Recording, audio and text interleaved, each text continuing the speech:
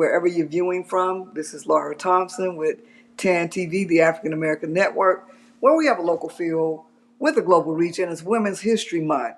And so we have a very, very, very, very special guest that we're going to be speaking to today. But before we do, let's get a word from one of our sponsors.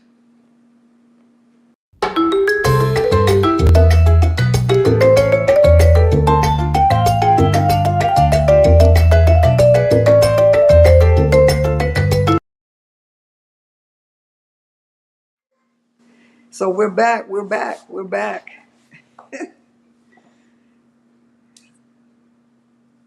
So LeReta stepped away, but we're celebrating Women's History Month, and we are going to be having a great conversation with a very, very, very special lady. She's near and dear to my heart.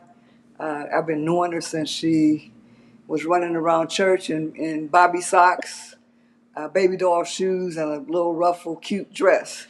So it's Women's History Month, and we are celebrating women. TAN TV, the African American Network, is celebrating phenomenal women all month long. And I think that you might be our 28th interview that we've done so far. So we're going all the way through the 31st. And so we're super excited to have this young lady on. She's done phenomenal things. I knew when she was a little girl that she was going to do great things. And so I'm super excited to talk to her. But before we get started with the interview, could you just give us a little biographical information on you, like where you're from, what you do, why you do it, and all of those good things, who you are? Absolutely. So I'm LeReta Gatlin-McDavid. I say I'm a native San Antonian, but my parents were military, so they came from Louisiana. So I claim both Louisiana and Texas. Okay. Um, Grew up here, went to school here, went to Sam Houston High School. Changed schools almost every year, so pretty okay with saying that I've touched about every school district in San Antonio. So because of that, very diverse, very flexible. I am working on my doctoral right now, and I know that you always say, don't say too much, wait for the questions. So maybe I should stop there. Right. So she's been Okay. listening to some of the interviews. Yeah, we don't want to tell the whole story. Yeah, we want to talk. We want to go on a journey with you. And Okay. so it's weird. Well, maybe not really weird, but there's a lot of people that we've interviewed that have this Louisiana connection and the military connection. I didn't know that. And so as we go through the interview, we're going to learn more about LeReta that we didn't know. And so I'm excited to just have a conversation with you to talk about, a lot of your successes. I've been knowing LeReta since our Mount Zion First Baptist Church days, and I knew when she was a little girl that she was going to do great things. I used to always tell her because she was such a smart, bright, intelligent young lady, and so I want to start off with your childhood. What was it like? How old were you when you got to San Antonio? 1967, so I was 3 when I got to Okay. San Antonio.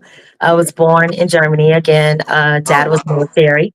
He was part of the, back then they called them medics. Okay. So he came here, was stationed at BAMC. Of course, now it's SAMC, but it was Brooks Army Medical Center back then.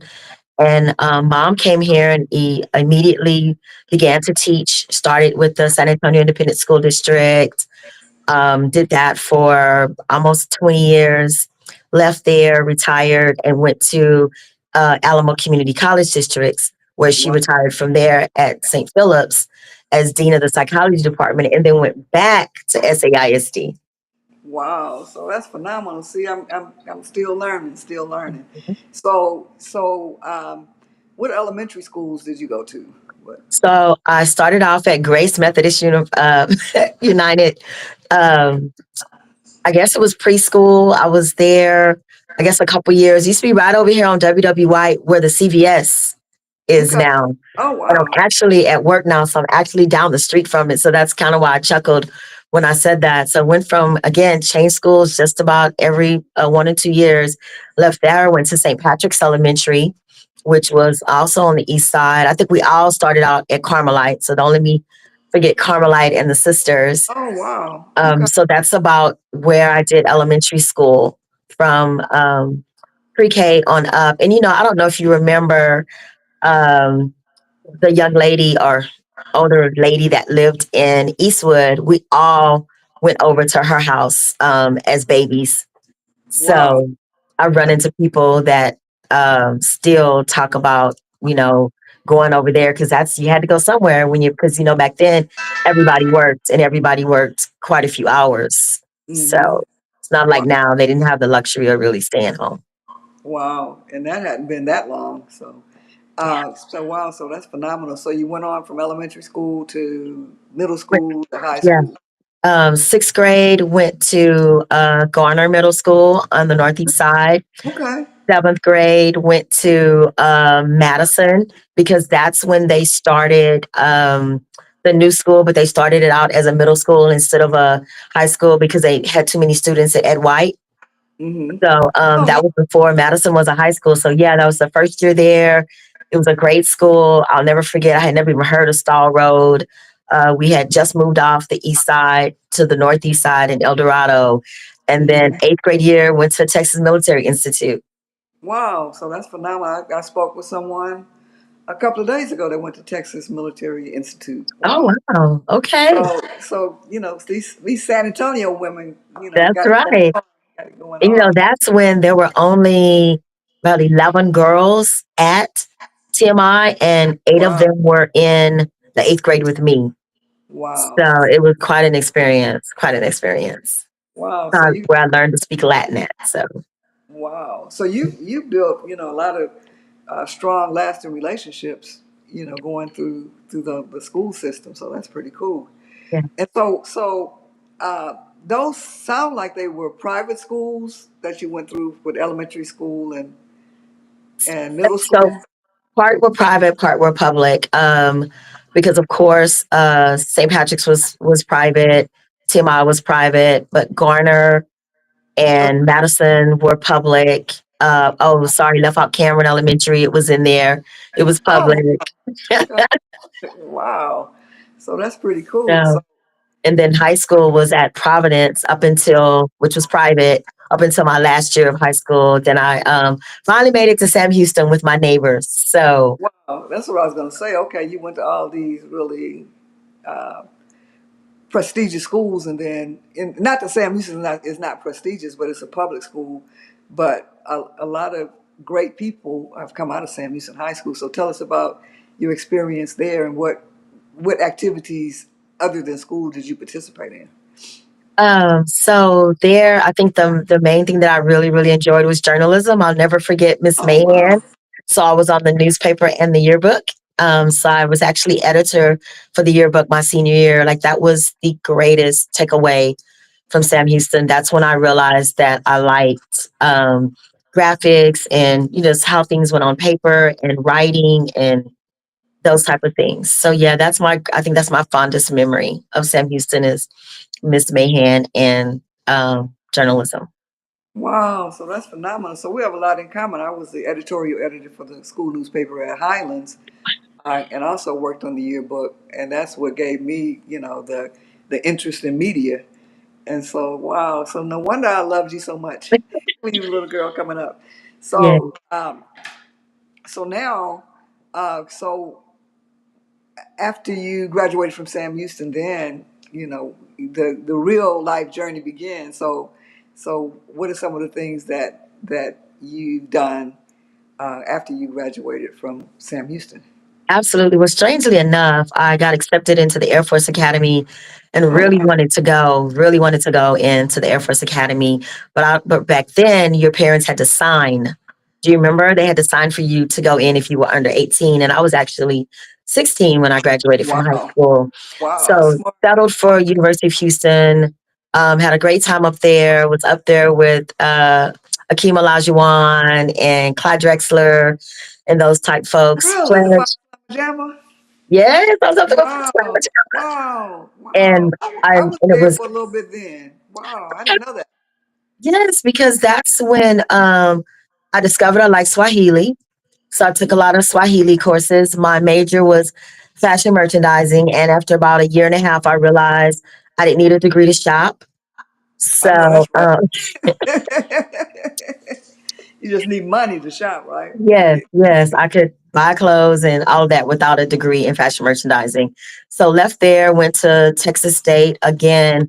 Great Wow, friends there. I had pledged little sister to the Omegas while I was at University of Houston, so that was kind of an in for me at Texas State, and it was a lot closer, so I could come home every weekend if I liked. So that was a pivotal moment because I was a daddy's girl and I got to be back close to daddy. So right. Wow, that's yeah, phenomenal.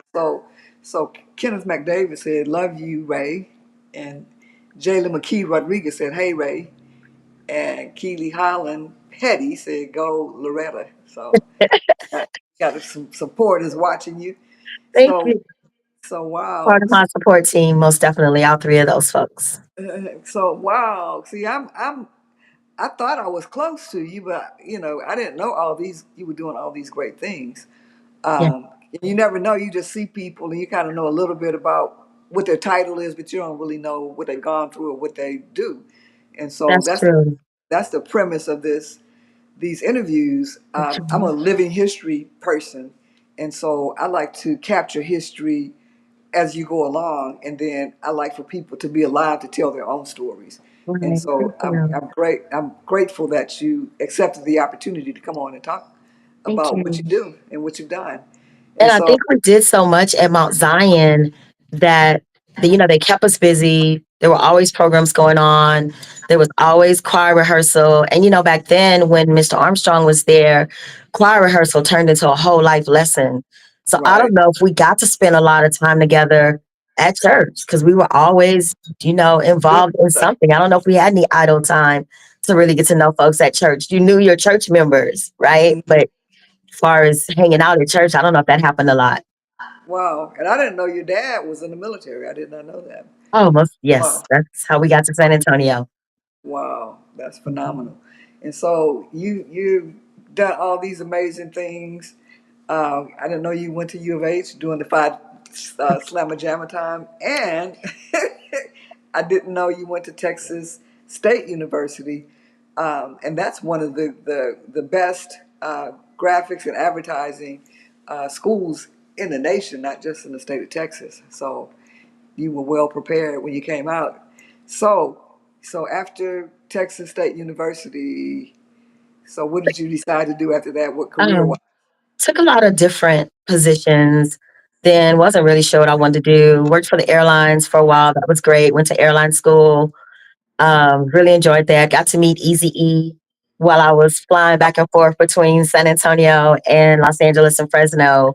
So have pictures of that. I look back now and think of some of the things that we kind of took for granted, but I Mm-hmm. always seem to always land where I was supposed to meet Mm-hmm. interesting and important folks.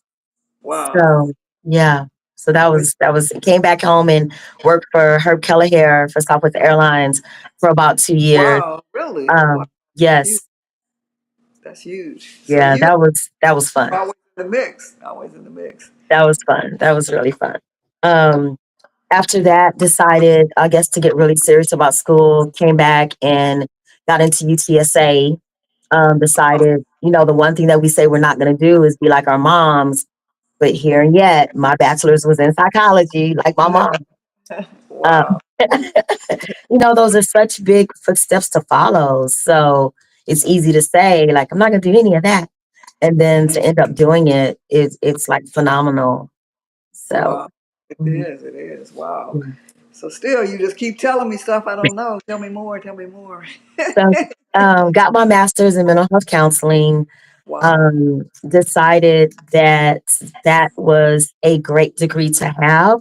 Taught me how to do a lot of research, taught me how to get in touch with myself and others, but also let me know that I didn't want to be responsible for carrying around everyone's, emotional and mental challenges. And I had a hard time disseminating and separating that from my day to day.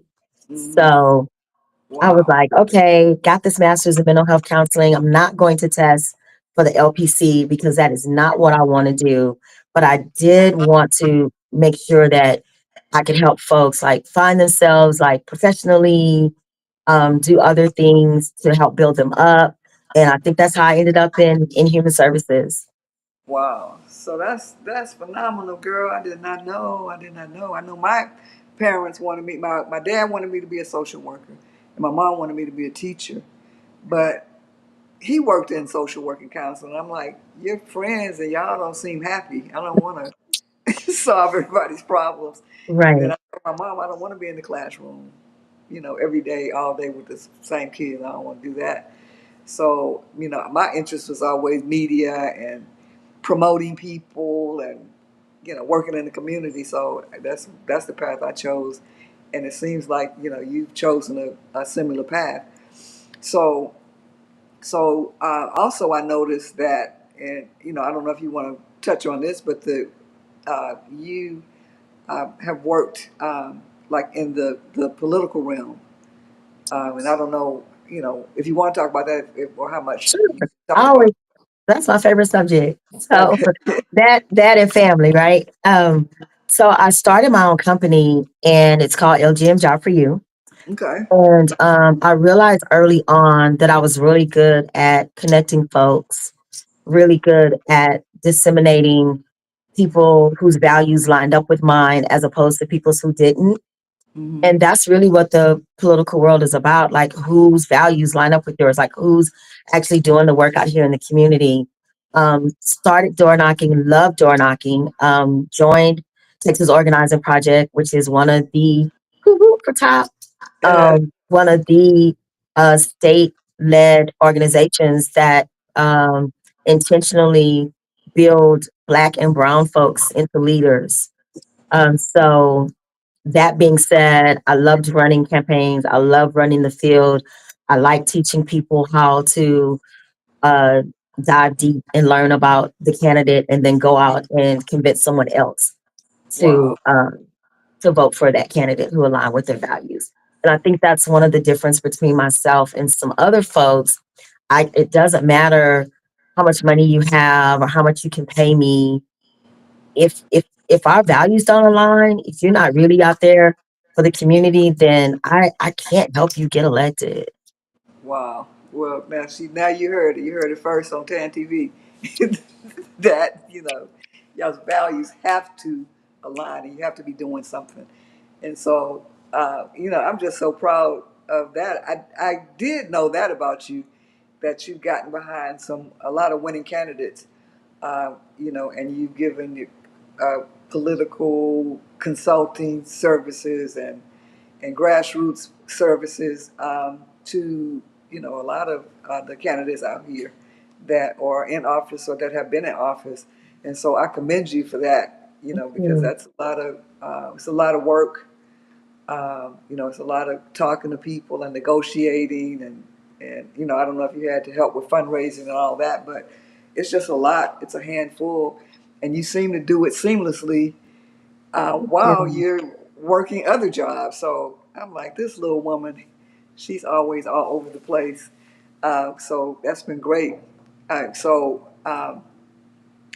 you're currently employed as a program coordinator with Westcare. So tell us a That's little bit about that. that's correct, and it's actually one of the best positions that I've had, and I think I'd say that about every position. Hmm. But this is definitely a position that I only not only get to learn from like the best in the business, like Beverly Watts Davis, Dr. Kitty Petty, but and Janelle Cronin, but I also get to impact. We have public allies, which are part of AmeriCorps. So we also get to help develop other folks, and that aligns with my doctoral program, which is taking folks who have adverse experiences and turning them into community leaders, elected officials, and folks they Wow, never thought they could be. wow, So that's phenomenal. So why did you choose? we're going to talk about your doctoral. Why did you choose that to study what you're studying, um, to get your doctorate? And then we're going to have to call you Doctor LeReta. That's right. That's right. And I Because I don't would mind have doing earned it. it, right? I don't mind doing um, I don't know. I know a lot of folks don't. I know a lot of folks do know my background, and some folks don't know my background. But the struggles that I went through, even though I came from a really good family, went to all the best schools, um, materialistically, silver spoon, there were some things that I had to do on my own, and roads I traveled alone, that because I'm here to talk about it, I know that other folks need support in becoming who their true selves are. Because some of those holes that I dug myself into, I'm only out by the grace of God and other folks that supported me. So that's my way of giving back, to learn how to take those adverse experiences, turn them around, and make people whole again. And not only whole for themselves, but whole for their community. well, yeah, because you never know what people go through that causes them to sink. Um, but the resilient ones, and most people are resilient if they know. But somebody resilient, like yourself and a fighter, and the support, although you may have strayed away from that support for a little bit, but you came from a place, that you knew, and that the way you were raised, and so you are able to pivot back. So it's important that you're in this position, or are going to be in a position to help people navigate through all of that, because a lot of people didn't come from the background that you came from, and so they don't know how to pivot back because Because they've they're never been there. right. And I kind of think it's easier folks that have never been there, because the pressure and the standards of, you got to do this, you got to be that, they don't have that. Hmm. So, not minimizing anybody's story. Everybody's story is their story. Right. But mine being that, it has really leveled the playing field for how I view people now. Right. You can't take away brilliance is brilliance. You can't take away what people aspire to be. You just can't take it away, and sometimes the road is to success is not a straight line, and It is so not. It and is not. and that's okay. We've all went off course and ran off the side of the road, and got back on, so it's all good. uh, Myself too, it may be a different type of experience, but it's still, you've got to go through what you got to go through in order to learn, and to help other people. And you're in a great position. You're credentialed. You're getting ready to get the highest level of credential. And so you've been through, the highs and lows. And Mhm. so this is an ideal uh, uh, degree that you're getting ready to finalize. So I want to be one of those, to watch you walk the stage, because that's a proud moment for all of us in the community that have watched you grow up, uh, and prayed for you, Thank and you. you bounce back, and bam! I said, that's it. Here she comes. Here she comes. So Thank you. wow. So this has been a great uh, conversation. We still have a little bit more to talk about. Can we talk about Westcare a little bit more? We Since that's can. Westcare, one of the things that I really want to do in the next year here is to get our brand out. I know a lot of folks know about Ella Austin, and a lot of galas and tabling events like the Westcare. Beverly Watts Davis always makes sure that she purchases a table and that she's there hmm for the community. But I don't know if people understand, like, the real bulk of the work that we do is with teens. hmm So we try to make sure that the life skills that they need, they get. We were part of the Promise Zone. We were still part of the Promise Zone, and even though you don't hear that much talk about it, there are still a lot of grants that fund the work, and we're fortunate that Beverly Watts Davis is not afraid to go get those grants. Right. But every single one of those grants impacts the community one way or the other. We're working with opioid affected babies. We're working with awareness on fentanyl.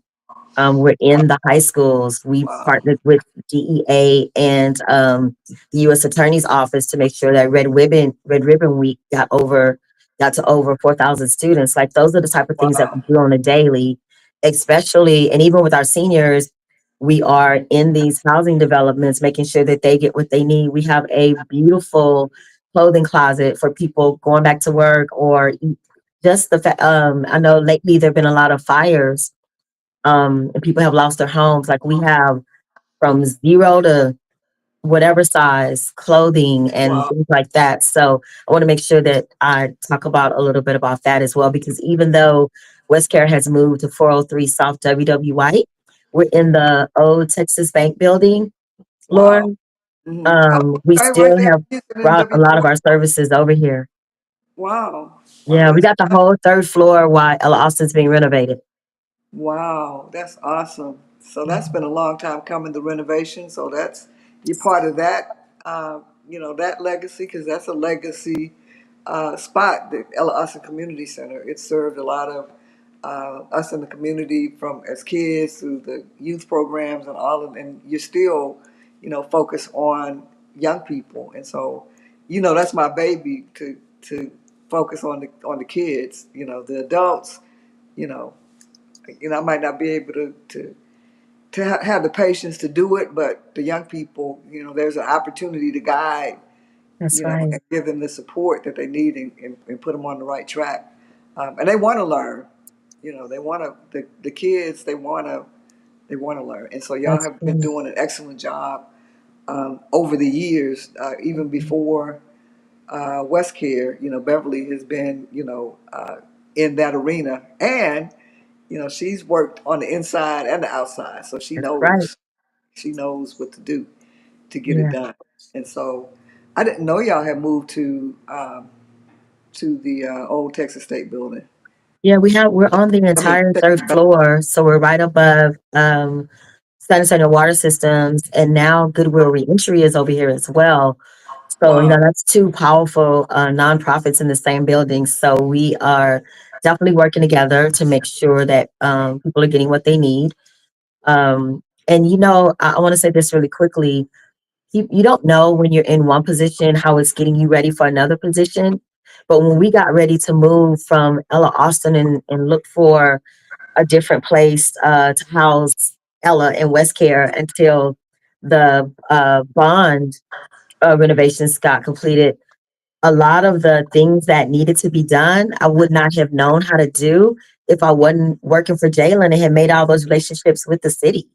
wow, wow, So that's why I say if you just show up where you're supposed to be, and mm, sometimes there's a reason that you don't even know the reason is for. So those 3.5 years with Councilman McKee Rodriguez really prepared me for the job that I'm doing now.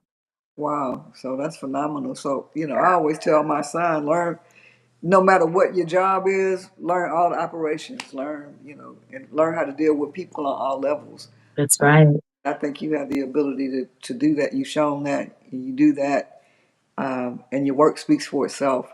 Thank And you. so I commend you for everything you've done, to this point. Your history continues. Thank you.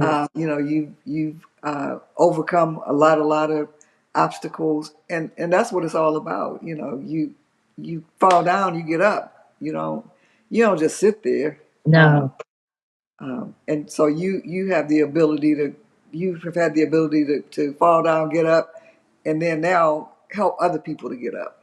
And so that's what it's all about. And so by the time you're 70 or whatever, you'll just be an advisor, just chilled out, uh, saying, baby, you don't even know what you can do. that's the goal. That's the reason for having kids, right? So eventually you can sit down and they can take the reins. And I had that last one at 45, so she's finally able to drive now. She's getting ready to turn Is she? 17. So yes, That's my girl. That's my yeah, girl. She's smart. She's quiet. She's a quiet storm. She is. So she just went back. She's in boarding school. So she was here for 2.5 weeks. So, the older we get, I was calling her the other day saying, open the door, open the door. And she was like, are you in Austin? And I was like, no, I forgot you weren't at home. So, That is too funny. That is too funny. so Wow. yes. So So what many, many proud moments. So thank you so much for coming on and talking to me for a little bit. You made tremendous progress and strides, thank and you you. continue to do so. I've watched you. I'm like Wow. this little woman. Thank you. Thank It's you. just That means so much. It means, because y'all were the ones we looked up to. So, for that to be coming from you right. and the praise I get from like Deborah Warner and Mhm. it means a lot. It means a lot because my Right. parents aren't here anymore. Right. So, we Well, I had my picks. Everybody wasn't my pick. You were one of them, but everybody wasn't. Because I didn't see the same thing in them that I saw in you. thank So, you. so I'm super excited and elated that you came on and talked for a few minutes. It's Women's History Month, and so that's the title of this show. We have been interviewing women like yourself. Almost through the end of the month. It's almost there. On March 31st is the last day, which is Monday, and somebody's going to be interviewing me. I always forget to do interviews, but so I'm super excited about that. But What keep up. time is that on Monday so we can all tune in Okay, it's at 6 o'clock at on Monday. 6 o'clock on Monday? Okay. Yes. So mark your calendars, and you're going to learn a little bit more about me. It's too much to tell in 30 minutes, but I'll do some highlights. Okay. But again, happy Women's History Month to you. Thank You you. have definitely made history, but it's not over yet. And so Thank continue to you. tell your own story because it's important.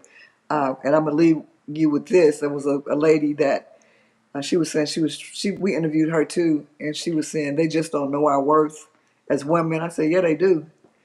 That's why they use you. Well, not that's why they pick you for the position because they Mhm. do know your worth. Work. And she said, but they won't promote us. I said, if you're doing all the work, they're not going to promote you. You're not marketable. if you you're qualified for the position but if you're already doing the work for the position that you want the promotion for, you ain't gonna get it. So know your worth, know your value. Keep up the good work, but don't give them everything. Make them pay. No, I'm glad you said that because we have to learn that the hard way. Right, We but don't. absolutely have to learn that the hard way. And I think that's the good thing about business, being in business for yourself, along with being employed by, other folks, is Mhm. that when you're in business for yourself, you've learned things, throughout your life. But the main thing you learned is you do know your value and you can make your own prices, right? Mhm. Right, but I mean, even in business, I mean, if you're working for somebody, you can negotiate your salary based on your value, based on the market value, or what they're paying in other markets, or what they're paying for that same position. So you can negotiate it based on my mortgage is $3,000 a month. My car note is this. So this is how much. This is the base that I have to make. This is the actual Mhm. minimum. So you can Yeah. negotiate that stuff no matter That's a good what. point. Most people don't know that. They just go in and they say, how much you pay? How they ask the employer, how much does this job pay? Right. Instead of this is what I bring to the table, and this is what I want. So, we have value, and they know it. Don't think they don't know it. They do. They Yeah. do. Yeah. So, again, keep up the good work. You've been tuned into It's Women's History Month on TAAN TV, the African American Network, where we have a local feel with the global reach, and we've been here with the amazing Loretta, Loretta, Loretta, you got it right. LeReta Gatlin-McDavid. And so we are so proud of you. You are a San Antonio child. Thank you. Thank you. And thank you so much for having me on. I'm so glad to be here. All righty. Take care.